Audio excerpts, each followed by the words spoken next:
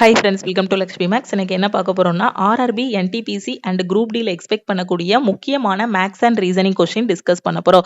இன்னைக்கு நாம பார்க்கக்கூடியது டே 2ஓட கிளாஸ். இன்னைக்கு கிளாஸ்க்குள்ள போறதுக்கு முன்னாடி ஒரு முக்கியமான அனௌன்ஸ்மெண்ட்.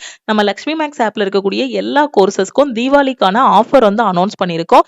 இன்னைக்கு நீங்க எந்த கோர்ஸ்ல ஜாயின் பண்ணாலும் ஆஃபர் பிரைஸ்ல ஜாயின் பண்ணிக்கலாம். நம்ம ஆப்ல இருக்கக்கூடிய ரொம்ப முக்கியமான ஒரு கோர்ஸ் என்ன அப்படின்னா ஆல் இன் ஒன் கோர்ஸ். ஏன்னா இந்த ஒரு கோர்ஸ்லேயே 50க்கும் மேற்பட்ட சென்ட்ரல் கவர்மெண்ட் எக்ஸாம்ஸ் எல்லாமே ஃபர்ஸ்ட் அட்டெம்ப்ட்ல கிளியர் பண்ற மாதிரி பெஸ்ட்டான கிளாஸஸ் கொடுத்துருப்போம். 18/10/2025 நாளையில இருந்து என்டிபிசிக்கான செகண்ட் பேட்ச் வந்து நாம ஸ்டார்ட் பண்ண போறோம். இதோட ஃபீஸ் வந்து 2500 ரூபாய். இன்னைக்கு ஜாயின் பண்ற ஸ்டூடெண்ட் 1899 பே பண்ணி ஜாயின் பண்ணிக்கலாம். அதே மாதிரி நான் மேக்ஸ் அண்ட் ரீசனிங்ல வீக்கா இருக்கேன் மேம், A to Z மேக்ஸுக்கும் ரீசனிங்க்கும் எனக்கு கிளாஸ் வேணுங்கிற ஸ்டூடெண்ட் 1499 பே பண்ண வேண்டாம், 1199 பே பண்ணி ஜாயின் பண்ணிக்கலாம். குரூப் டி படிச்சிட்டு இருக்கேன், சயின்ஸ் அண்ட் ஜெனரல் அவேர்னஸ்ல வீக்கா இருக்கேங்கிற ஸ்டூடெண்ட் ஆஃபர்ல 699 பே பண்ணி ஜாயின் பண்ணிக்கலாம். கரண்ட் அஃபேருக்கான பிடிஎஃப் கோர்ஸ் ஒன்ஸ் இதுல ஜாயின் பண்ணிட்டீங்கன்னா உங்களுக்கு லைஃப் டைம் வேலிடிட்டி இருக்கும். டெய்லி பேசிஸ்ல உங்களுக்கு கரண்ட் அஃபேர் வந்து ப்ரொவைட் பண்ணிடுவோம். ஸோ 399 பே பண்ணி ஜாயின் பண்ணிக்கலாம். இங்கிலீஷ்க்கான A to Z சீரீஸ்ல ஜாயின் பண்ற ஸ்டூடெண்ட் 599 பே பண்ணி ஜாயின் பண்ணிக்கலாம். குரூப் டியோட டெஸ்ட் பேட்ச்ல ஜாயின் பண்ற ஸ்டூடெண்ட் 399 பே பண்ணி ஜாயின் பண்ணிக்கலாம். SSC MTS ஓட டெஸ்ட் பேட்ச்ல ஜாயின் பண்ற ஸ்டூடெண்ட் 399 பே பண்ணி ஜாயின் பண்ணிக்கலாம். NTPC under கிராஜுவேட்டோட CBT 2க்கான test பேட்ச்ல join பண்ற ஸ்டூடெண்ட் 399 பே பண்ணி ஜாயின் பண்ணிக்கலாம். நீங்க எந்த கோர்ஸ்ல ஜாயின் பண்ணாலுமே உங்களுக்கு லைஃப் டைம் வேலிடிட்டி இருக்கும். இன்னைக்கு ஜாயின் பண்ற ஸ்டூடெண்ட் ஆஃபர்ல நீங்க ஜாயின் பண்ணிக்கலாம். இந்த ஆஃபர் வந்து 18/10/2025 நாளைக்கு நைட்டு 12 o'clock கூட உங்களுக்கு க்ளோஸ் ஆகுது.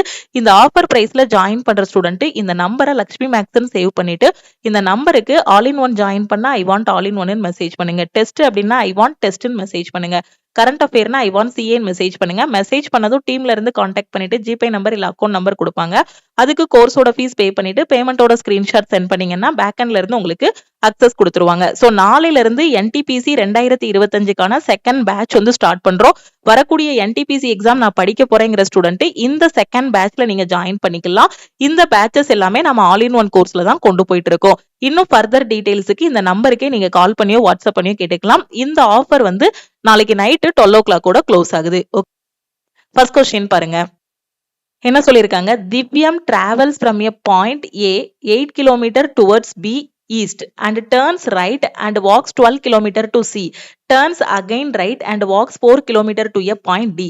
Okay, so directionல உள்ள கொஸ்டின் வந்து கொடுத்திருக்காங்க. இதை ஃபுல்லா ரீட் பண்ணிட்டு சால்வ் பண்ணோம் அப்படின்னா நமக்கு கொஞ்சம் கஷ்டமா இருக்கும். ஒவ்வொரு வரியா ரீட் பண்ணி ஃபர்ஸ்ட் நம்ம டயக்ராம் வரைஞ்சிக்கலாம். திவ்யம்னு ஒருத்தங்க இருக்காங்க. டிராவல்ஸ் ஃப்ரம் பாயிண்ட் ஏல இருந்து டிராவல் பண்றாங்க. ஒரு பாயிண்ட் ஏ வச்சுக்கலாம். இந்த இடத்துல இருந்து தான் திவ்யம் வந்து டிராவல் பண்ண போறாங்க.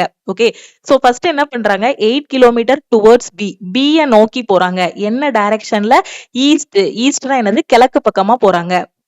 திவ்யம் என்பவர் A என்ற இடத்திலிருந்து Bக்கு கிழக்கு நோக்கி 8 கிலோமீட்டர் நடந்து, ஓகேவா? சோ ஏங்கிற பாயிண்ட்ல இருந்து கிழக்கு பக்கமா போறாங்க. சோ உங்களுக்கு இந்த டைரக்ஷன் கரெக்டா தெரியணும். இது நார்த், இது சவுத், இது ஈஸ்ட், இது வெஸ்ட், ஓகேவா? சோ கிழக்கு அப்படிங்கும்போது இந்த பக்கம் வரும். அப்ப கிழக்கு பக்கமா என்ன பண்றாங்க? 8 கிலோமீட்டர் டிராவல் பண்றாங்க. அங்க யார் நிக்கிறாங்கன்னா B நிக்கிறாங்க. சோ B கிட்ட போயிட்டாங்க. இப்ப அடுத்து என்ன பண்றாங்கன்னு பாருங்க. அடுத்து turns right and walks 12 km to C. அந்த இடத்துல இருந்து என்ன பண்றாங்க? வலது பக்கமா திரும்பி 12 கிலோமீட்டர் போய் C கிட்ட போறாங்க. சோ வலப்பக்கம் திரும்பி 12 கிலோமீட்டர் நடந்து Cக்கு செல்கிறார். ஓகே, இப்போ திவ்யம் இந்த இடத்துல இருக்காங்க. இங்க இருந்து அவங்களுக்கு வலது பக்கம்னா எது? இந்த பக்கம் தான் அவங்களோட வலது பக்கம். சோ அப்ப இங்க என்ன வரும்? 12 கிலோமீட்டர். சோ அப்போ இங்க என்ன வரும்? C ரீச் பண்றாங்க. ஓகே, சோ ஃபர்ஸ்ட் இங்க இருந்து ஈஸ்ட்ல 8 கிலோமீட்டர் போயிட்டாங்க. அதுக்கப்புறம் வலது பக்கம் திரும்பி 12 கிலோமீட்டர் போயாச்சு. அடுத்த வரியை ரீட் பண்ணுங்க. அடுத்து என்ன சொல்லியிருக்காங்க? turn again right and walks 4 km to point D. அதுக்கப்புறம் வலது பக்கம் திரும்பி 4 கிலோமீட்டர் நடந்து D பக்கம் போறாங்க.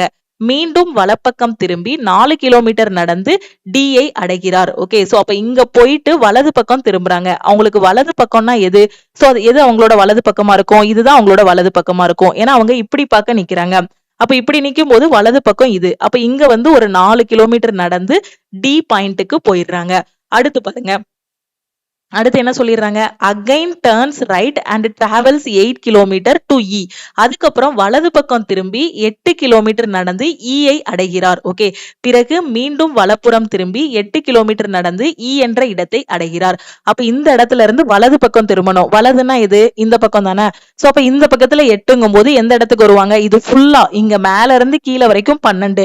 அப்ப 8ங்கும் போது இதுல இருந்து இதுவரை 8 இருக்குமா, அப்ப மீதி இருக்கக்கூடிய இந்த இடம் என்னவா இருக்கும், உங்களுக்கு 4 இருக்கும். இது ஃபுல்லா 12னா 8னா எங்க இருக்கும், இங்க இருந்து இங்க வரை 8 இருக்கும், மீதி இருக்கிறது வந்து 4 இருக்கும். ஓகேவா. சோ அடுத்து என்ன சொல்லியிருக்காங்க, from E he turns left and walks to F 4 kilometre. மறுபடி ஈக்கு போயிட்டு என்ன பண்றாங்கன்னா இடது பக்கம் திரும்புறாங்க. இ என்ற இடத்திலிருந்து இடப்பக்கம் திரும்பி 4 கிலோமீட்டர் நடந்து எஃப் ஐ அடைகிறார். ஓகே, சோ அப்ப இந்த இடம் தான் இ. இங்க இருந்து என்ன பண்றாங்க, இடது பக்கம் திரும்புறாங்க. இப்படி பார்க்க நிப்பாங்க. அப்ப இடது பக்கம்னா இது, இதுதான் அவங்களோட இடது பக்கம். ஓகேவா. சோ டோட்டலா இது ஃபுல்லா நமக்கு என்னன்னு தெரியும், 8ன்னு தெரியும். இங்க இருந்து இங்க வரைக்கும் எனக்கு 8ன்னு தெரியும். இங்க இருந்து இங்க வர 4, அப்படிதானே. சோ இங்க இருந்து இங்க வர 4னா இதுல இருந்து இதுவரை எனக்கு 4, இதுல இருந்து இதுவரை 4 நான் பிரிச்சுக்கலாமா. ஏன்னா இது ஃபுல்லா எனக்கு 8னா இதை 4 4ன்னு பிரிச்சுக்கலாம். ஓகே, சோ இப்போ என்ன பண்றாங்க, இடது பக்கம் திரும்பி 4 கிலோமீட்டர் போறாங்கன்னா எங்க போய் நிப்பாங்க, இந்த இடத்துல போய் நிப்பாங்க. ஓகே, சோ இந்த இடத்துல எஃப் இங்க போய் நிக்கிறாங்க. இடது பக்கம் திரும்பி 4 கிலோமீட்டர் போய் இந்த இடத்துல நிக்கிறாங்க. இப்ப என்ன கேட்டிருக்காங்க கொஸ்டின்ல, இப்போது அவர் துவக்க புள்ளியிலிருந்து எவ்வளவு தொலைவில் இருக்கிறார், ஸ்டார்டிங் பாயிண்ட்ல இருந்து எவ்வளவு தூரத்துல இருக்காங்க. Now how for is he from starting point.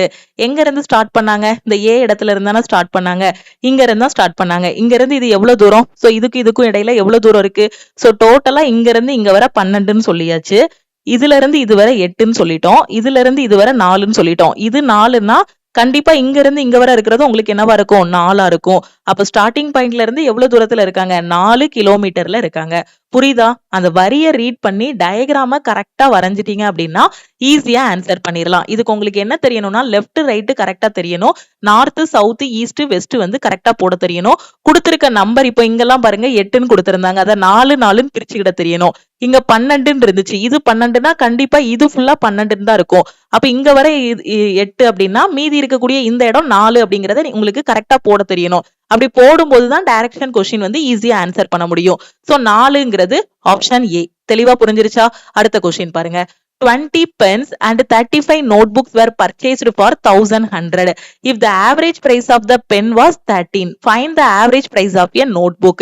என்ன பண்றாங்கன்னா 20 எழுதுகோலும் 35 குறிப்பேடுகள், ஓகேவா, பென்னும் நோட்டும் வாங்குறாங்க. 20 பென்னு 35 நோட்டு வாங்குறாங்க. எவ்வளவு ரூபாய்க்குன்னா 1100க்கு.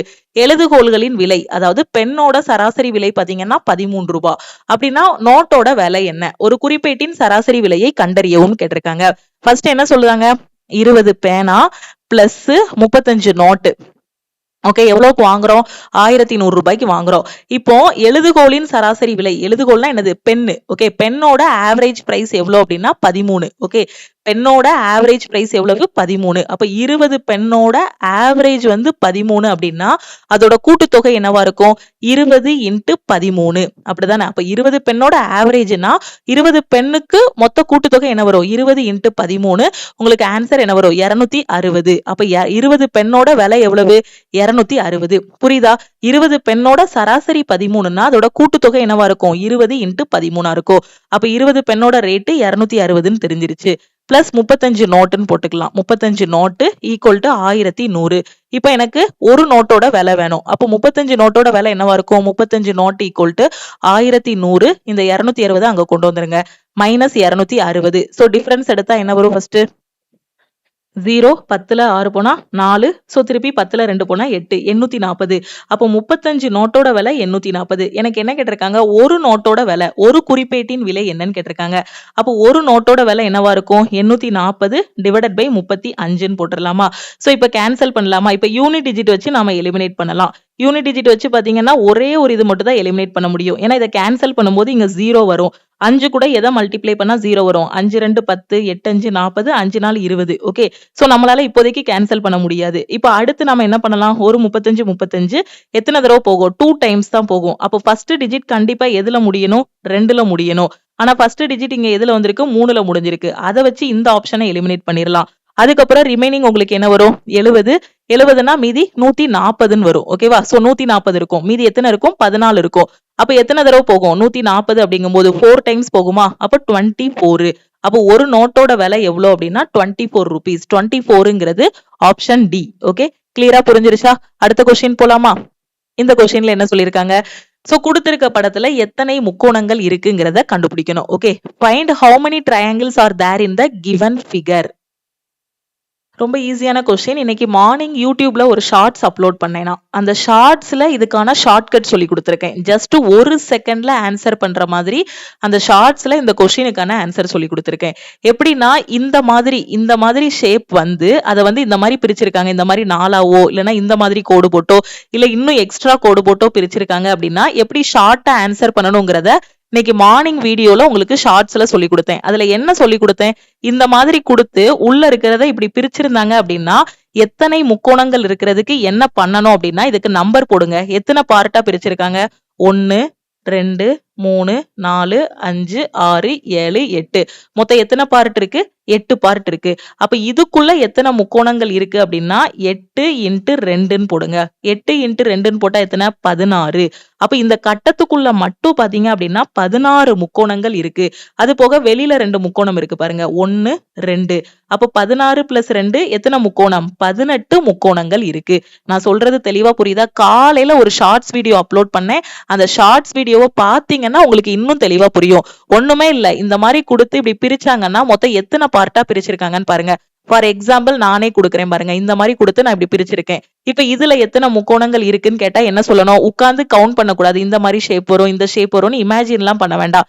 இதுக்கு நம்பர் போட்டு விடுங்க. 1 2 3 4 4 பார்ட்டா பிரிச்சிருக்காங்களா? அப்ப 4 டபுள் பண்ணா என்ன வரும்? 8ன்னு கிடைக்கும். அப்ப இதுல எத்தனை முக்கோணங்கள் இருக்கு? 8 முக்கோணங்கள் இருக்குன்னு அர்த்தம். ஓகே, இங்க பாத்தீங்க அப்படின்னா இங்க எத்தனை பார்ட்டா பிரிச்சிருக்காங்க? 8 பார்ட்டா பிரிச்சிருக்காங்க. அப்ப எத்தனை முக்கோணம் இருக்கும்? 8 டபுள் பண்ணா 16 முக்கோணங்கள் இருக்கும். சோ 8 × 2 16 பிளஸ் வெளியில 2 முக்கோணம் இருக்கு. அப்போ 16 + 2 18. ஜஸ்ட் 1 செகண்ட்ல எக்ஸாம்ல ஆன்சர் பண்ணிடலாம். ஒரே செகண்ட்ல பார்த்ததுமே ஆன்சர் பண்ணக்கூடியது. இந்த மாதிரி பிரிச்சிருந்தாங்கன்னா அதை டபுள் பண்ணணும். ஓகே, அந்த ஷார்ட்கட்டை மட்டும் தெரிஞ்சுக்கோங்க. அப்போ 18ங்கிறது ஆப்ஷன் டி. ஓகே, கிளியரா புரியுதா? இதுக்கு உட்கார்ந்துட்டு நிறைய ஸ்டூடெண்ட் பாத்தீங்கன்னா கவுண்ட் பண்ணி கன்ஃபியூஸ் ஆயிட்டே இருப்பாங்க. இங்க 1 2 3 ஃபர்ஸ்ட் எண்ணிட்டு அதுக்கப்புறம் இந்த ஷேப்பை எண்ணுவாங்க, அதுக்கப்புறம் இந்த ஷேப்பை எண்ணுவாங்க. அப்படி எண்ணியும் ஆன்சர் கரெக்டா வரும். ஆனா எக்ஸாம்ல டைம் எடுக்கும். அதே இந்த ஷார்ட்கட் தெரிஞ்சிருச்சுன்னா பார்த்ததும் என்ன பண்ணிக்கலாம்? சோ 8 இருக்கு. அப்ப 8 × 2 16, வெளியே 2 இருக்கு 18ன்னு போட்டு விட்டுறலாம். ஓகே, சோ இந்த மாதிரி ஷார்ட்கட்ஸ் எல்லாமே ஆல் இன் ஒன் கோர்ஸ்ல சிலபஸ் வைஸா உங்களுக்கு நான் ரீசனிங்ல டீச் பண்ணிருப்பேன். பேசிக் தெரியாத ஸ்டூடெண்ட் ஃபர்ஸ்ட் நம்ம கோர்ஸ்ல இருக்கக்கூடிய கிளாஸஸ் எல்லாத்தையும் பாத்துருங்க. ஓகே, சோ இதுல டவுட் இருக்காதுன்னு நினைக்கிறேன். ஜஸ்ட் இந்த மாதிரி பிரிச்சிருக்காங்கனாலே நம்ம என்ன பண்ணிக்கணும்? இந்த மாதிரி நம்ம பாத்துக்கணும். அதே இது இப்போ இப்படி பிரிச்சிருக்காங்கன்னு வச்சுக்கோங்களேன். இந்த மாதிரி பிரிச்சிருந்தாங்கன்னா இப்பவும் அந்த மாதிரி போடலாம். எத்தனை பார்ட் வருதுன்னு போட்டுட்டு நம்ம என்ன பண்ணிக்கலாம்? அதை வந்து டபுள் பண்ணிக்கலாம். ஓகே, அடுத்த கொஸ்டின் பாருங்க. The sum of two numbers is 20 and their product is 75. What is the sum of their reciprocal? So ரயில்வேல இது எவர்கிரீன் கொஸ்டின்னு சொல்லலாம். ரொம்ப வருஷ காலமா இந்த டைப் ஆஃப் கொஸ்டின் வந்து கேக்குறாங்க. 2 எண்களின் கூட்டுத்தொகை 20, அவற்றின் பெருக்கம் 75, அவற்றின் தலைகீழ்களின் கூட்டுத்தொகை என்னன்னு கேட்டிருக்காங்க. அந்த 2 நம்பரை எப்படி எடுத்துக்கலாம்? எக்ஸ் ஒய்ன்னு எடுத்துக்கலாம். இல்லைன்னா நீங்க ஏபின்னு கூட எடுத்துக்கோங்க, உங்களோட விஷ் தான். ஓகே, ஒரு நம்பர் எக்ஸ், இன்னொரு நம்பர் ஒய்ன்னு எடுத்துக்கிறேன். அந்த ரெண்டோட சம்மு, ரெண்டோட கூட்டுத்தொகை எனக்கு என்னது? X plus Y equal to 20ன்னு சொல்லியிருக்காங்க. அது ரெண்டையும் பெருக்குனீங்க அப்படின்னா 75 வரும்னு சொல்லியிருக்காங்க. XY equal to 75. ரொம்ப பழைய ரயில்வே பேப்பர் 2016க்கு முன்னாடி உள்ள எக்ஸாம்லாம் பாத்தீங்கன்னா எப்படி கேட்டிருப்பாங்கன்னா ரொம்ப சிம்பிளா 2 நம்பரை பெருக்குனா இது 2 நம்பரை கூட்டினா இந்த ஆன்சர் வருதுன்னா அந்த எண்கள் யாவைன்னு கேட்டிருப்பாங்க. இப்போ வரக்கூடிய கொஸ்டின் 2016க்கு அப்புறம் வந்த கொஸ்டின்ல எல்லாம் இந்த மாதிரி கேக்குறாங்க. அந்த எண்கள் கேட்கல. ஏன்னா அந்த எண்கள் கேட்டா டைரக்டா ஆப்ஷன்ல இருந்து சப்ஸ்டியூட் பண்ணி ஈஸியா கண்டுபிடிச்சிடலாம். இப்ப எப்படி கேக்குறாங்கன்னா இந்த மாதிரி கேக்குறாங்க. ஓகே, சோ அதோட கூட்டுத்தொகை இந்த மாதிரி இருந்துச்சுன்னா தலைகீழிகளின் கூட்டுத்தொகை என்ன அப்படிங்கிற மாதிரி கேக்குறாங்க. ஓகே, சோ அப்போ அந்த நம்பர் வந்து ஒரு நம்பர் எக்ஸ், ஒரு நம்பர் நான் ஒய்ன்னு எடுத்துக்கிறேன். அப்போ அந்த ஃபர்ஸ்ட் நம்பரை தலைகீழ போட்டா நான் எப்படி போடுவேன்? 1/xன்னு போடுவேன். ஃபார் எக்ஸாம்பிள் அந்த நம்பர் 5ன்னு இருக்குன்னா அதை தலைகீழ போட்டா 1/5ன்னு கிடைக்கும். இப்ப எக்ஸ்ன்னு நம்பர் இருக்கு, அதை தலைகீழ போட்டேன்னா 1/x, ஒய்ய தலைகீழ போட்டேன்னா 1/y. எனக்கு கேட்டிருக்கிறது என்னது? தலைகீழிகளின் கூட்டுத்தொகை. ரெண்டையும் கூட்டணும். சோ இடையில பிளஸ் போட்டுக்கிறேன். அப்ப இது ரெண்டையும் கூட்டினா நான் என்ன பண்ணணும்? எக்ஸுக்கும் ஒய்க்கும் எல்சிஎம் எடுக்கணும். XYன்னு கிடைக்கும். அப்ப இங்க என்ன பண்ணணும்? XYன்னு மாத்தணும்னா மேலையும் கீழையும் ஒய்யால பெருக்கணும். அப்ப மேல வந்து ஒய்ன்னு கிடைக்கும். இங்க XYன்னு மாத்தணும்னா மேலையும் கீழையும் எக்ஸால பெருக்கணும். அப்ப எக்ஸ்ன்னு கிடைக்கும். அப்ப எனக்கு என்ன வருது, X plus Y divided by X ஒய்னு வருது. ஓகே, புரியுதா? அப்ப இந்த 1/x பிளஸ் 1/y அதோட தலைகீழியை ஆட் பண்ணேன்னா எனக்கு x plus Y divided by X ஒய்னு கிடைக்குது. x பிளஸ் ஒய்யோட மதிப்பு என்ன, எனக்கு 20. xyயோட மதிப்பு என்ன, இப்பதான் கொஸ்டின்ல கொடுத்திருக்காங்க 75ன்னு. சோ அப்படியே போட்டுடலாமா? இப்ப கட் பண்ணா என்ன வரும், 4 5 20, 15 5 75. அப்ப ஆன்சர் என்ன வரும், 4/15. 4/15ங்கிறது ஆப்ஷன் சி. தெளிவா புரியுதா? ஒரு நம்பரை எக்ஸ்ன்னு வச்சுக்கோங்க, இன்னொரு நம்பரை ஒய்ன்னு வச்சுக்கோங்க. தலைகிலியோட கூட்டுத்தொகை கேட்டிருக்காங்க. அப்போ 1/x பிளஸ் 1/y எல்சிஎம் எடுக்க போறோம். எல்சிஎம் எடுக்கும்போது இந்த ஃபார்மட்ல கிடைக்கும். அப்படியே அதை சப்ஸ்டியூட் பண்ண போறோம், ஆன்சர் வரப்போகுது. ஓகே, தெளிவா புரிஞ்சிருச்சா? அடுத்த கொஸ்டின் என்ன சொல்லிருக்காங்க, A can finish a work in 15 days. B வந்து 20 நாள்ல முடிப்பான். C in 25 days. All these three worked together and earned 4,700. Share of C. A, B, C ன்னு 3 பேர் சேர்ந்து வேலை பார்க்கறாங்க. 3 பேருக்கும் சம்பளம் வந்து 4,700 ரூபான்னு கையில கொடுத்தாச்சு. C யோட பங்கு என்ன, இதான் கொஸ்டின். ஓகே, A கிட்ட ஒரு வேலையை கொடுத்தோம் அப்படின்னா 15 நாள்ல அந்த வேலையை முடிக்கிறான். B கிட்ட ஒரு வேலையை கொடுக்குறேன் அப்படின்னா 20 நாள்ல முடிக்கிறான். C கிட்ட வேலையை கொடுக்குறேன்னா 25 நாள்ல முடிக்கிறான். 3 பேரும் சேர்ந்து வேலை பார்த்தாங்க அப்படின்ட்டு நான் 4,700 ரூபாய் கையில சம்பளம் கொடுத்திருக்கேன். இப்போ சிக்கு போகக்கூடிய பங்கு என்ன, இதுதான் கொஸ்டின். ஓகே, சோ அப்ப ஏ வந்து ஒரு வேலை எத்தனை நாள்ல முடிக்கிறான், 15. பி முடிக்கிறது எவ்வளவு, 20 நாள். சி எவ்வளவு நாள்ல முடிக்கிறான், 25 நாள். இப்போ இதை நான் எப்படி சொல்லி கொடுத்திருக்கேன் உங்களுக்கு, டைம் அண்ட் ஒர்க்கு எல்சிஎம் மெத்தட்ல நம்ம ஆப்ல சொல்லி கொடுத்திருப்பேன். அப்ப இந்த 3க்கும் எல்சிஎம் எடுங்க. 15 20 25 எல்சிஎம் எடுத்தா என்ன வரும், பார்த்தோன்னே சொல்லிடலாம். இது 3க்கும் காமனான நம்பர். அப்ப என்ன வரும், 300 எல்சிஎம்மா வருமா? சோ இதோட எல்சிஎம் வந்து உங்களுக்கு என்ன வரும், 300 வந்து எல்சிஎம்மா வரும். அதுக்கான ஷார்ட்கட்டும் சொல்லி கொடுத்திருக்கேன். இருக்கிறதுலே பெரிய நம்பர் எதுன்னு பார்க்கணும், 25. அந்த 25 15ஆல டிவைட் ஆகுமா, ஆகாது. 20ஆல டிவைட் ஆகுமா, ஆகாது. அப்ப அடுத்து என்ன பண்ணணும், 25 டபுள் பண்ணணும்.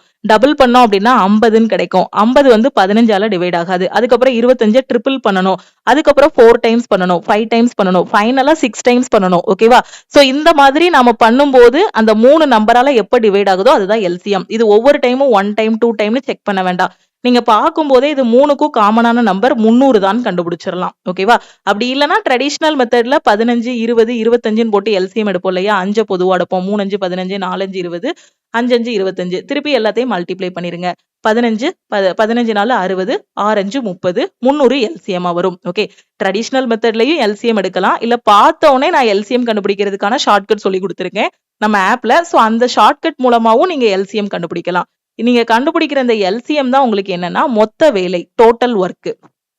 ஓகே, சோ இப்போ ஏயோட திறமை எவ்வளோன்னு கண்டுபிடிக்கணும், எஃபிசியன்சி என்னன்னு கண்டுபிடிக்கணும். அப்ப எப்படி கண்டுபிடிக்கலாம், இந்த 15 எதால மல்டிப்ளை பண்ணா 300 கிடைக்கும்னு பார்க்கணும். அப்படி இல்ல தெரியலனா இந்த 15 எடுத்துட்டு வந்து இதுக்கு கீழே போட்டு பாருங்க. போடும்போது என்ன வருது, 20 வருதா? அப்ப அந்த 20 தான் ஏயோட எஃபிசியன்சி. இப்ப 20 300 மாத்தணும்னா எதால மல்டிப்ளை பண்ணணும், தெரியலனா இந்த 20 எடுத்துட்டு வந்து கீழே போட்டு பாருங்க. கேன்சல் பண்ணா 15 வரும். அப்ப 20 கூட 15 மல்டிப்ளை பண்ணோம் அப்படின்னா நமக்கு 300 கிடைக்கும். 25 இருக்கு, 25 கூட எதை மல்டிப்ளை பண்ணா 300 கிடைக்கும்னு தெரியலனா 25 எடுத்துட்டு வந்து கீழே போடுங்க. ஓகே, சோ போடும்போது உங்களுக்கு ஆன்சர் என்ன வரும், சோ போடும்போது 12 கிடைக்கும். அப்படிதானே? சோ 12. ஓகே, சோ அப்போ 12ன்னு போட்டுடலாம். புரியுதா? அப்போ ஏயோட திறமை எவ்வளவு அப்படின்னா ஒரு நாளைக்கு 20 கேக் பண்ணுவான். பியோட திறமை எவ்வளவுன்னா ஒரு நாளைக்கு 15 கேக் பண்றான். சியோட திறமை எவ்வளவு அப்படின்னா ஒரு நாளைக்கு 12 கேக் பண்றான். ஓகே, அப்போ 3 பேரோட திறமையும் ஆட் பண்ணுங்க. ஆட் பண்ணா என்ன கிடைக்கும், 47 கேக் பண்ணுவாங்க. ஓகே, 47 தான் 3 பேரோட திறமை. ஓகேவா? இப்போ நான் 3 பேருக்கும் சேர்த்து எவ்வளவு சேலரி கொடுத்திருக்கேன், 4,700 கொடுத்திருக்கேன். 3 பேரோட எஃபிசியன்சி எவ்வளவு, 47 பார்ட், 47 கேக் பண்ணுவாங்க. இதுதான் அவங்களோட திறமை. நான் கொடுத்திருக்கிறது எவ்வளவு, 4,700. அப்ப இந்த 47 பார்ட் எதுக்கு ஈக்குவலா இருக்கும், 4,700க்கு ஈக்குவலா இருக்கும். இதுல இருந்து 1 பார்ட் என்னன்னு கண்டுபிடிங்க. அப்போ 1 பார்ட் என்ன கிடைக்கும், இதை கட் பண்ணீங்கன்னா 1 பார்ட் 100ன்னு கிடைக்கும். இப்ப யாரோடது கேட்டிருக்காங்க, சியோட பங்கு என்னன்னு கேட்டிருக்காங்க. சியோட திறமை எவ்வளவு, 12 கேக் பண்ணுவான். ஓகே, ஒரு கேக்குக்கு 100 ரூபாய், ஒரு பார்ட்டுக்கு 100 ரூபாய். சியோடது எவ்வளவு, 12 பார்ட். அப்ப நான் எவ்வளவு ரூபாய் கொடுக்கணும், 12 × 100 1200. அதே இது எனக்கு பியோடது கேட்டாங்கன்னா நான் என்ன பண்ணணும், இது கூட மல்டிப்ளை பண்ணணும். 15 × 100 1500ன்னு கிடைக்கும். ஏயோடது அப்படின்னா 20 × 100 2000ன்னு கிடைக்கும். அப்ப இது ஏயோடது, இது பியோடது, அப்ப சியோடது எவ்வளவு 1200. புரியுதா? ஒன் பார்ட்டுக்கு என்னன்னு கண்டுபிடிச்சிட்டீங்கன்னா என்ன கேக்குறாங்களோ அது கூட ஈஸியா மல்டிப்ளை பண்ணிடலாம். ரொம்ப ரொம்ப ஈஸியான கொஸ்டின். டைம் அண்ட் ஒர்க்கை எல்சிஎம் மெத்தட்ல நம்ம சால்வ் பண்ணிட்டோம் அப்படின்னா என்ன கான்செப்ட்னாலும் இது பண்ணிடலாம். இந்த மாதிரி வேஜஸா இருக்கட்டும், இல்ல ஆல்டர்னேட் டேஸ் சம்மா இருக்கட்டும், எதுனாலும் ஈஸியா நம்ம வந்து சால்வ் பண்ணிடலாம். கான்செப்ட் இவ்வளவுதான், இதுதான் கான்செப்ட். சோ எல்சிஎம் எடுக்கணும். எல்சிஎம் எடுத்துட்டு அவங்களோட எஃபிஷியன்சி என்னன்னு கண்டுபிடிக்கணும். எஃபிஷியன்சி கண்டுபிடிச்சதுக்கு அப்புறம் கொஸ்டின்ல என்ன கேட்டிருக்காங்களோ அதுக்கு தகுந்த மாதிரி நம்ம சால்வ் பண்ணணும். ஓகே, அடுத்த கொஸ்டின். இதுல என்ன சொல்லியிருக்காங்க? பின்வரும் கேள்வியில் கொடுக்கப்பட்ட மாற்றுகளில் இருந்து முரண்பட்ட எழுத்துக்களை தேர்ந்தெடுக்கவும். இந்த following question select the odd letter from the given alternatives. கொடுத்திருக்க 4 ஆப்ஷன்ல எது ஆட் ஒன் அவுட்ங்கிறத கண்டுபிடிக்கணும். ஃபர்ஸ்ட் என்ன கொடுத்திருக்காங்க? PQS ன்னு கொடுத்திருக்காங்க. Pல இருந்து நான் Qக்கு போகணும்னா எவ்வளவு ஆட் பண்ணணும்? +1 ஆட் பண்ணா போதும். P வந்து 16வது இடத்துல இருக்கு, Q வந்து 17வது இடத்துல இருக்கு. சோ +1 ஆட் பண்ணா போதும். சோ இங்க என்ன கான்செப்ட்? +1. Qல இருந்து Sக்கு போகணும். Q எங்க இருக்கு? Q 17வது இடத்துல இருக்கு, S வந்து 19வது இடத்துல இருக்கு. சோ நான் +2 ஆட் பண்ணா போதும். புரியுதா? அப்ப இதுதான் ஃபர்ஸ்ட் இருக்கிறதோட கான்செப்ட். ரெண்டாவது உள்ளதுல பாருங்க, LNO இருக்கு. L இருந்து நான் Nக்கு போகணும். L இருந்து Nக்கு போகணும்னா நான் என்ன பண்ணணும்? இங்க 12வது இடம், N 14வது இடம். சோ +2 ஆட் பண்ணணும். Nல இருந்து Oக்கு போகணும் அப்படின்னா நான் +1 ஆட் பண்ணணும். ஓகே, இப்ப அடுத்த இதை செக் பண்ணலாம். ZAC இருக்கு. Zல இருந்து நான் Aக்கு போகணும் அப்படின்னா நான் என்ன பண்ணணும்? +1 ஆட் பண்ணணும். Zல இருந்து Aக்கு போகணும் அப்படின்னா +1 ஆட் பண்ணணும். Aல இருந்து Cக்கு போகணும் அப்படின்னா 1 + 2 3. அப்ப நான் +2 ஆட் பண்ணணும். இப்போ அதே மாதிரி JKM பாருங்க. JKM, J எங்க இருக்கு? 10வது இடத்துல இருக்கு. K எங்க இருக்கு? 11வது இடத்துல. சோ +1 ஆட் பண்ணணும். Kல இருந்து Mக்கு போகணும்னா +2 ஆட் பண்ணணும். இந்த 4 ஆப்ஷனை நல்லா பாருங்க. ஆப்ஷன் ஏல உள்ள கான்செப்ட் +1 +2, ஆப்ஷன் சில இருக்க கான்செப்ட் +1 +2, ஆப்ஷன் டில இருக்க கான்செப்ட் +1 +2, ஆப்ஷன் பில மட்டும்தான் நமக்கு லாஜிக் வேற மாதிரி வருது. அப்ப இதுதான் அந்த ஆட் ஒன் அவுட்னு நம்ம சொல்லிடலாம். இந்த ஆப்ஷன் பி தான் இதுக்கான ஆன்சர்னு சொல்லிடலாம். தெளிவா புரியுதா? அடுத்த கொஸ்டின். புரியுதா? 3 இது சேமான லாஜிக் ஃபாலோ ஆகுது பாருங்க. ஒன்னே ஒண்ணு மட்டும் தான் லாஜிக் டிஃபரா இருக்கு. அப்ப அதுதான் ஆட் ஒன் அவுட். இந்த கொஸ்டின்ல என்ன சொல்லிருக்காங்க? the length of a cuboid is 3 times its height. Okay, ஒரு cuboid இருக்கு, அதோட லென்த் வந்து பாத்தீங்கன்னா ஹைட்ல 3 times ஆ. Okay, width of the cuboid is half of the sum of its height and length. நல்லா கவனிங்க. width of the cuboid, cuboidோட width வந்து எதுக்கு ஈக்குவலா இருக்குன்னா half of the sum of its height and length. நான் சொல்றது புரியுதா? வித்துங்கிறது height and length ஓட சம்ல, height and length ஓட சம்ல half.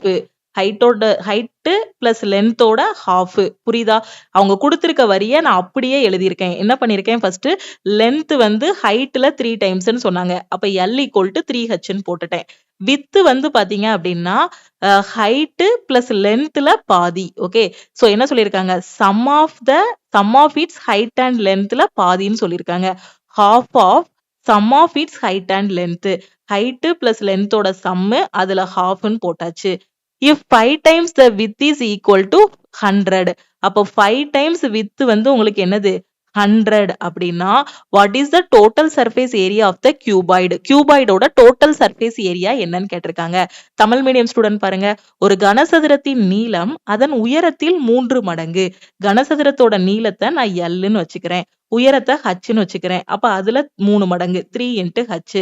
கனசதுரத்தோட அகலம் அதன் உயரம் மற்றும் நீளத்தின் கூட்டுத்தொகையின் பாதியாகும். கனசதுரத்தின் அகலம்ங்கிறது என்னன்னா, அதாவது இந்த வித்துங்கிறது என்னன்னா உயரம் மற்றும் நீளத்தின் கூட்டுத்தொகையில் பாதி.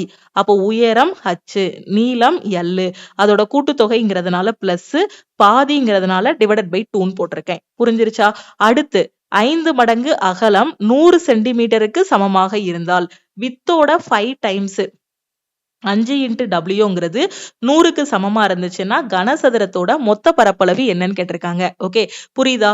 இத மட்டும் ஃப்ரேம் பண்ணிட்டீங்கன்னா இந்த கொஸ்டின் ஈஸியா சால்வ் பண்ணிடலாம். இப்போ லென்த் என்ன, பிரெத் என்ன, ஹைட் என்னன்னு கண்டுபிடிக்கணும். லென்த் இல்லனா வித்ன்னு சொல்லலாம், பிரெத்ன்னு சொல்லலாம், வித்ன்னு சொல்லலாம். புக்ல பாத்தீங்கன்னா இங்க Wக்கு பதிலா Bன்னு கூட மென்ஷன் பண்ணிருப்பாங்க. பிரச்சனையே கிடையாது. வித்த Wன்னு மென்ஷன் பண்ணிக்கலாம், நீங்க Bன்னு மென்ஷன் பண்ணிக்கலாம். ஓகே, சோ அப்ப அதோட மொத்த பரப்பளவு கண்டுபிடிக்கணும். மொத்த பரப்பளவுக்கான ஃபார்முலா என்ன? ஃபர்ஸ்ட் நம்ம LBH என்னன்னு கண்டுபிடிச்சிடலாம், அதுக்கப்புறம் மொத்த பரப்பளவு கண்டுபிடிக்கலாம். இப்போ 5W எதுக்கு ஈக்குவல் 100. அப்ப இதுல இருந்து W என்ன வரும்? இதை கேன்சல் பண்ணிட்டோம் அப்படின்னா 20. அப்போ வித்து வந்து எவ்வளவு கிடைக்கும்? 20 சென்டிமீட்டர்னு கிடைக்கும். ஓகே, சோ அந்த 20 கொண்டு போய் இதுல சப்ஸ்டியூட் பண்ணுங்க. சப்ஸ்டியூட் பண்ணா என்ன கிடைக்கும்? 20 equal to 1/2 into L plus H இருக்கும். 2 எங்க கொண்டு போயிட்டீங்கன்னா L plus H is equal to 40. Okay, ஒண்ணுமே பண்ணல. இந்த W கொண்டு போய் இங்க சப்ஸ்டியூட் பண்ணிருக்கேன். பண்ணும்போது L plus H equal to 40ன்னு கிடைக்கும். L ஓட வேல்யூ என்ன? 3H. அப்ப L க்கு பதிலா 3H சப்ஸ்டியூட் பண்ணீங்கன்னா என்ன கிடைக்கும்? 3H பிளஸ் H என்ன வரும்? 4H ஈக்குவல் டு 14 கிடைக்கும். 3H plus H equal to 14 இருக்கும். அதை டைரக்டா 4H பிளஸ் 14 போட்டிருக்கேன். இதை கேன்சல் பண்ணிட்டோம். H ஓட வேல்யூ என்ன வரும்? 10ன்னு கிடைக்குமா? அப்ப H இஸ் ஈக்குவல் டு 10ன்னு கிடைச்சிரும். புரிஞ்சிருச்சா? இப்போ நமக்கு L வேணும். ஓகே, Lங்கிறது என்னது? 3 times H. அப்போ L equal to 3 into H னா 3 into 10. அப்ப L ஓட வேல்யூ என்னது? 30. நமக்கு கொஸ்டின்ல என்ன கேட்டிருக்காங்க? கனசதுரத்தோட மொத்த பரப்பளவு கேட்டிருக்காங்க. நாம மென்சுரேஷன் கிளாஸ்ல படிச்சிருக்கோம். LBHன்னு அதோட லென்த், பிரெத், ஹைட் இருக்கு. இல்லனா வித்துன்னு கூட போட்டுக்கோங்க. ஓகேவா? அப்படி இருக்குன்னா அதோட மொத்த பரப்பளவுக்கான ஃபார்முலா என்ன? 2 into LB plus BH plus LH. இதுதான் அதோட ஃபார்முலா. நமக்கு L equal to 13 தெரியும். B equal to 20 தெரியும். இத B னும் போடலாம், இல்ல W னும் போடலாம். H equal to 10 தெரியும். அப்ப இந்த ஃபார்முலால சப்ஸ்டியூட் பண்ணுங்க. உங்களுக்கு டோட்டல் சர்ஃபேஸ் ஏரியா கிடைக்கும். 2 into LB 30 into 20 இருக்கும். So 30 into 20 plus B into H னா என்னது? 20 into 10. அடுத்து L into H னா 30 into 10. ஓகே, இதெல்லாம் மல்டிப்ளை பண்ணுங்க. உங்களுக்கு 3 2 6 600 plus 200 plus 300 வரும். ஓகே, எல்லாத்தையும் ஆட் பண்ணும்போது உங்களுக்கு என்ன வரும்? 1100 கிடைக்குமா? 6 2 8 8 3 11. 1100 into 2 என்ன வரும்? 2200 சென்டிமீட்டர் ஸ்கொயர். ஓகே, இதுதான் அதோட டோட்டல் சர்ஃபேஸ் ஏரியா. 2200ங்கிறது ஆப்ஷன் டி. தெளிவா புரியுதா? ஃபர்ஸ்ட் L என்ன, B என்ன, H என்னன்னு கண்டுபிடிக்கணும். அதுக்கப்புறம் இந்த ஃபார்முலால சப்ஸ்டியூட் பண்ணிட்டோம் அப்படின்னா ஈஸியா ஆன்சர் வந்துரும். ஓகே, அடுத்த கொஸ்டின். நீங்க ஃபர்ஸ்ட் மென்சுரேஷன்ல வந்து 2D குள்ள ஃபார்முலாஸ் படிக்கணும். அதுக்கப்புறம் 3D குள்ள ஃபார்முலாஸ் படிக்கணும். உங்களுக்கு ஆல் இன் ஒன் கோர்ஸ்ல 2D ஷேப்ஸ்ல என்னென்ன வரும், அதுக்கு கீழே சம்ஸ் எப்படிலாம் இருக்கும், அதுக்கான ஃபார்முலாஸ் என்னங்கிறத டீச் பண்ணியிருக்கேன். 3D குள்ள என்னெல்லாம் வரும், அதுல வரக்கூடிய ஷேப்ஸ் எல்லாமே நான் வந்து டீச் பண்ணியிருக்கேன். ஸோ பிகினர் வந்து ஆல் இன் ஒன் கோர்ஸ்ல ஜாயின் பண்ணிட்டு ப்ரிப்பரேஷனை ஸ்டார்ட் பண்ணுங்க. ஓகே, இந்த கொஸ்டின்ல பாருங்க. which of the following letters will replace the question mark? கொடுக்கப்பட்ட வரிசையில் உள்ள எழுத்துக்களில் கேள்விக்குறிக்கு பதிலாக எது வரும் அப்படின்னு கேட்டிருக்காங்க. ரொம்ப ஈஸியான கொஸ்டின். ஓல இருந்து எண்ணுக்கு போகணும். ஓல இருந்து எண்ணுக்கு போகணும்னா என்ன பண்ணணும்? -1 எடுக்கணும். ஏன்னா ஓ வந்து 15வது இடத்துல இருக்கு, என் வந்து 14வது இடத்துல இருக்கு.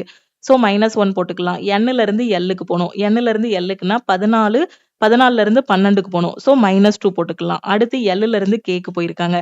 எல்லுல இருந்து கேக்குன்னா 12 - 1 11. ஸோ -1.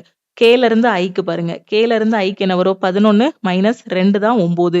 ஸோ -2. அடுத்து ஐல இருந்து ஹச்சுக்கு. ஐல இருந்து ஹச்சுக்குன்னா என்ன வரணும்? -1. அடுத்து பாருங்க -2 போயிருப்பாங்க. ஹச்ல இருந்து எஃப்க்கு போனோம்னா -2. அப்ப அடுத்த கான்செப்ட் என்ன வரும்? -1ன்னு வரும். எஃப் -1 எத்தனை?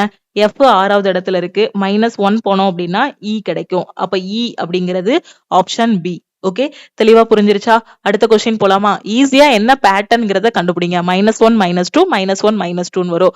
அப்படி இல்லைன்னா இன்னும் கொஞ்சம் செக் பண்ணீங்க அப்படின்னா ஆல்டர்னேட்டா போலாம். அதுலயும் ஒரு லாஜிக் வருது பாருங்க.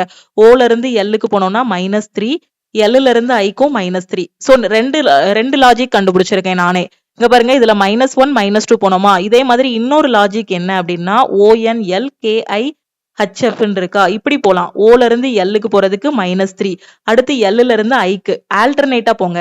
அப்படி போகும்போது -3. அடுத்து எல்லுல இருந்து நம்ம ஐல இருந்து எங்க போனோம்? புரியுதா? ஓல இருந்து எல்லுக்கு போனேன், எல்ல இருந்து ஐக்கு போனேன். ஐல இருந்து அடுத்து எங்க போனோம்? எஃப்க்கு -3. அதே மாதிரி எண்ணுல இருந்து கேக்கு பாத்தீங்கன்னா -3, கேல இருந்து ஹச் வந்து -3, ஹச்ல இருந்து -3 போட்டீங்க அப்படின்னா உங்களுக்கு என்ன வந்துரும்? இ வந்துரும். ரெண்டு லாஜிக். ஓகே, எப்படினாலும் லாஜிக் நாம யோசிக்கலாம். ஃபைனலா ஆன்சர் வந்து எல்லாருக்கும் கரெக்டா தான் வரும். இன்னொரு லாஜிக் கூட நீங்க யோசிக்கலாம். ஓகே, நம்ம நிறைய சம் சால்வ் பண்ண நமக்கே லாஜிக் வந்து தெரிஞ்சிரும். இந்த கொஸ்டின்ல பாருங்க. in an election Rashita and Suhana were the two contestants and all votes cast went in favor of either of these two candidates. If Rashida secured 48% of the votes and lost to Suhana by 832 votes, how many votes were cast in favor of Rashida? என்ன சொல்லியிருக்காங்கன்னா ஒரு election நடக்குது. யாருக்கு யாருக்கு இடையிலனா ரஷிதாவுக்கும் சுகானாவுக்கும் இடையில election வந்து நடக்கு. ஓகேவா? சோ அதுல என்ன ஆகுதுன்னா ரஷிதா 48% வாக்குகளை பெற்று சுகானாவிடம் 832 வாக்குகள் வித்தியாசத்தில் தோற்றாள். ஓகேவா? அப்போ ஜெயிச்சவ யாரு? சுகானா தான் ஜெயிச்சிருக்கா. தோத்தவ யாரு? ரஷிதா. ரஷிதா எவ்வளவு வாக்கு வாங்கியிருக்கா? 48% வாக்கு வந்து வாங்கியிருக்கா. மொத்த போலான ஓட்ட வந்து நம்ம 100%ன்னு எடுத்துக்கலாம். அந்த 100%ல ரஷிதா வந்து 48% வாங்கிட்டா அப்படின்னா மீதி இருக்கக்கூடிய 52% யாரு வாங்கியிருப்பா? சுகானா வாங்கியிருப்பா. அப்ப சுகானாவோட ஓட்டு எவ்வளவு?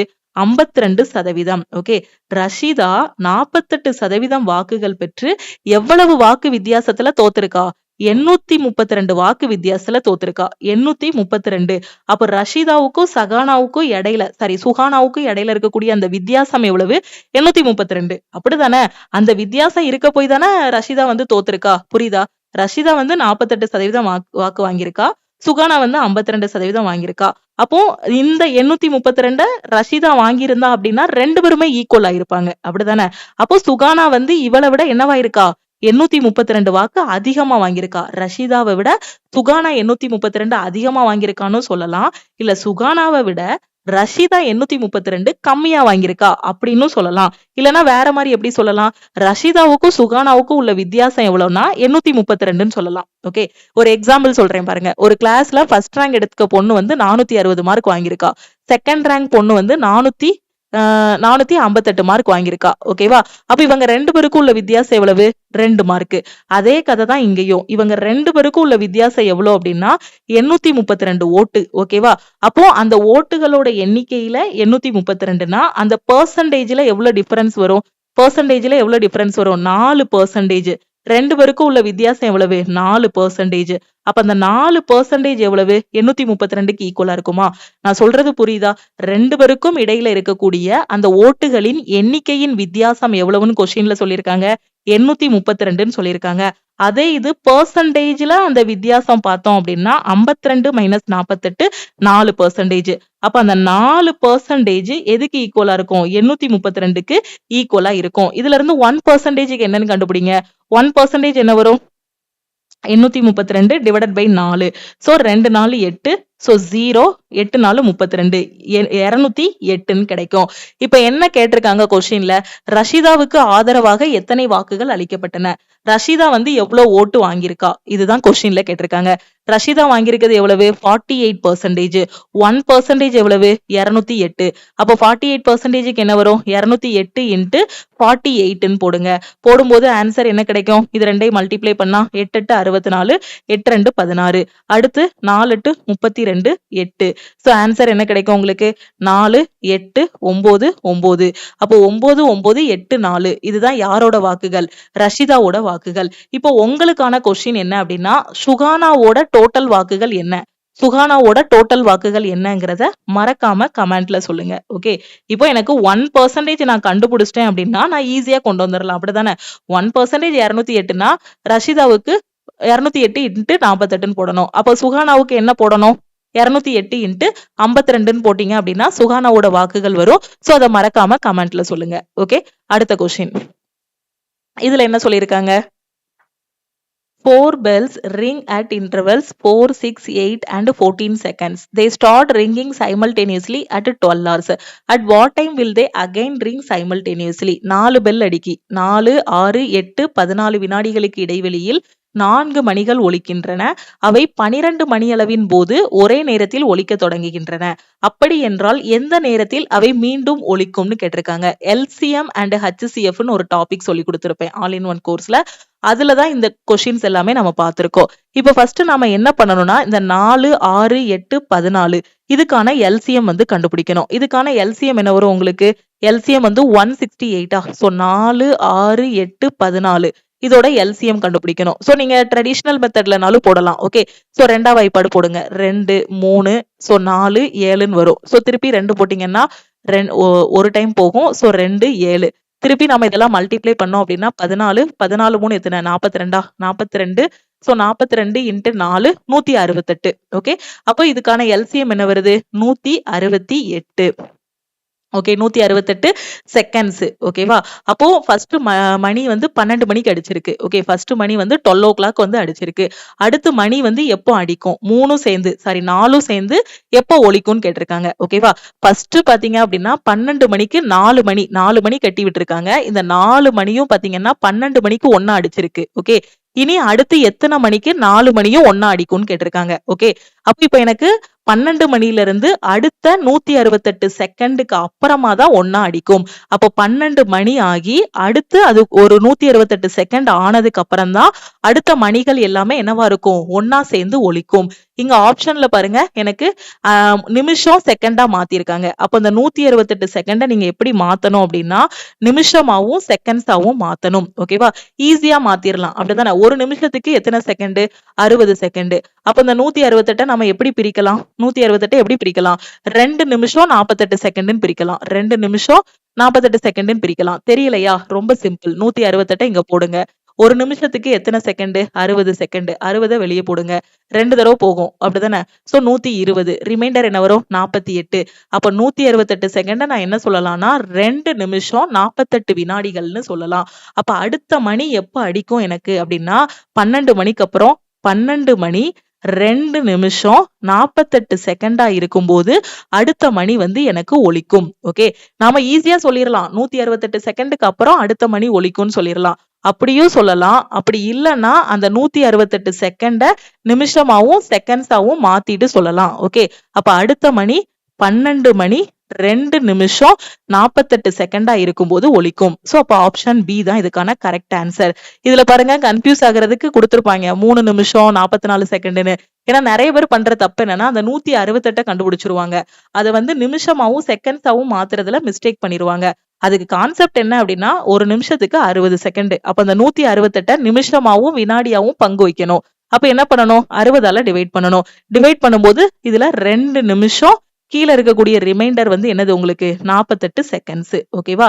அப்ப அடுத்து 12 மணி 2 நிமிஷம் 48 செகண்ட் இருக்கும்போது 4 மணியும் சேர்ந்து ஒலிக்கும். ஓகேவா?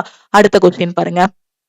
The simple interest obtained by a person on a principal of rupees 6,000 in 5 years is 200% of the principal.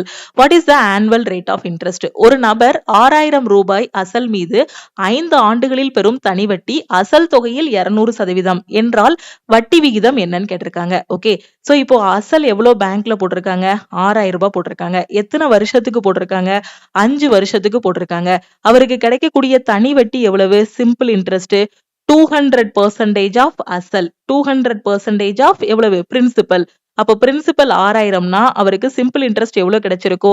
200% of 6000 அப்படின்னு கிடைச்சிருக்கும் அவரோட அமௌண்ட். ஓகே கையில கிடைக்கக்கூடிய அந்த இன்ட்ரெஸ்ட். இப்போ ரேட் ஆஃப் இன்ட்ரெஸ்ட் என்னன்னு கேட்டிருக்காங்க. நமக்கு என்ன தெரியும்? தனி வட்டிங்கிறது PNR divided by 100. சிம்பிள் இன்ட்ரெஸ்ட்ங்கிறது என்னது? PNR divided by 100 தெரியும். சிம்பிள் இன்ட்ரெஸ்ட் எவ்வளவு? 200% into 6000. இதுதான் உங்களுக்கு என்னது? Simple interest. இல்லனா 200% 200 divided by 100னாலும் எழுதிக்கோங்க. உங்களோட விஷ் தான். 200% வச்சுனாலும் நீங்க கேன்சல் பண்ணிக்கலாம். இல்ல 200 divided by 100னாலும் போட்டுக்கலாம். Okay simple interest equal to PNR divided by 100. P வந்து 6000. N வந்து எவ்வளவு? N சொல்லலாம், இத T சொல்லலாம். Time period. Okay 5 into R தான் கண்டுபிடிக்கணும். R divided by 100ன்னு போட்டுறலாம். ஓகே இங்கேயும் 6000 இருக்கு, இங்கேயும் 6000 இருக்கு. கட் பண்ணிரலாம். இங்கேயும் 100 இருக்கு, இங்கேயும் 100 இருக்கு. கட் பண்ணிரலாம். ஓரஞ்சு 5 4 5 20 0 40. அப்ப ரேட் ஆஃப் இன்ட்ரெஸ்ட் வந்து எவ்வளவு? 40%. ஓகே 40% அப்படிங்கிறது ஆப்ஷன் சி. கிளியரா புரியுதா? அடுத்த கொஸ்டின் போலாமா? இந்த கொஸ்டினை இவ்வளவு தூரம் எழுதி இப்படிதான் சால்வ் பண்ணணுமா அப்படின்னு கேட்டீங்கன்னா அவ்வளவு தூரம் எழுத வேண்டிய அவசியம் இல்ல. என்ன பண்ணிடலாம்னா மைண்ட்லயே கால்குலேட் பண்ணிடலாம். PNR divided by 100 தானே ஃபார்முலா. அப்போ அந்த 6000 into 5 equal to எதுக்கு ஈக்குவலா இருக்கும்? இந்த பக்கம் ரைட் சைட்ல வரக்கூடிய 200% of 6000. அப்ப இங்கேயும் 6000 வருது, இங்கேயும் 6000 வருது. எழுதவே வேண்டாம், அதிலே கேன்சல் பண்ணிடலாம். அப்ப இது ரெண்டையும் மட்டும் டிவைட் பண்ணா போதும். அப்ப 200 divided by 5 போடும்போது 40% கிடைக்கும். ஓகே கிளியரா புரியுதா? அடுத்த கொஸ்டின். சோ இது போகவே இன்னும் நிறைய கொஸ்டின்ஸ் இருக்கு. இந்த கொஸ்டின்ஸ் எல்லாத்தையும் நாம வந்து அடுத்தடுத்த கிளாஸ்ல டிஸ்கஸ் பண்ணலாம். இந்த கிளாஸஸ் எல்லாமே உங்களுக்கு ரொம்பவே யூஸ்ஃபுல்லா இருக்கும். மறக்காம லைக் பண்ணுங்க. டவுட்ஸ் ஏதாவது இருக்கு அப்படின்னா கமெண்ட் பண்ணுங்க. உங்க ஃப்ரெண்ட்ஸும் கவர்மெண்ட் எக்ஸாம் ப்ரிப்பேர் பண்ணிட்டு இருக்காங்க, எங்க இருந்து ஆரம்பிக்கணும், எப்படி படிக்கணும்னு தெரியாம இருக்காங்கன்னா நம்ம ஆப்ல இருக்கக்கூடிய ஆல் இன் ஒன் கோர்ஸ் பத்தின இன்ஃபர்மேஷனை அவங்களுக்கும் ஷேர் பண்ணுங்க. அதே மாதிரி கிளாஸோட ஸ்டார்டிங்ல சொன்ன மாதிரி தீபாவளிக்கு நம்ம லக்ஷ்மி மேக்ஸ் ஆப்ல இருக்கக்கூடிய எல்லா கோர்சஸ்க்கும் ஆஃபர் வந்து அனௌன்ஸ் பண்ணியிருக்கோம். இந்த ஆஃபர் வந்து நாளைக்கு நைட்டு 12 கூட க்ளோஸ் ஆகுது. 18/10/2025 உங்களுக்கு வந்து க்ளோஸ் ஆகுது. ஜாயின் பண்ணக்கூடிய ஸ்டூடெண்ட் நம்ம டீமுக்கு கான்டாக்ட் பண்ணி ஜாயின் பண்ணிக்கலாம். ஆல் இன் ஒன் கோர்ஸோட ஃபீஸ் வந்து 2500 இல்ல 1899 பே பண்ணி ஆஃபர்ல ஜாயின் பண்ணிக்கலாம். இன்னொரு முக்கியமான அனௌன்ஸ்மெண்ட் என்னன்னா, நவம்பர் 1ஆம் தேதியிலிருந்து நம்ம ஆப்ல இருக்கக்கூடிய எல்லா கோர்சஸ்க்குமே ஃபீஸ் வந்து இன்க்ரீஸ் பண்ண போறோம். ஓகேவா? சோ அதையும் நான் வந்து உங்களுக்கு அடுத்த வீடியோல எக்ஸ்பிளைன் பண்றேன். அதே மாதிரி மேக்ஸ் அண்ட் ரீசனிங்கோட ஃபீஸும் நான் உங்களுக்கு சொல்லிட்டேன். 1199. சயின்ஸ் அண்ட் ஜெனரல் அவேர்னஸ்ல ஜாயின் பண்ற ஸ்டூடெண்ட் 699 பே பண்ணி ஜாயின் பண்ணிக்கலாம்.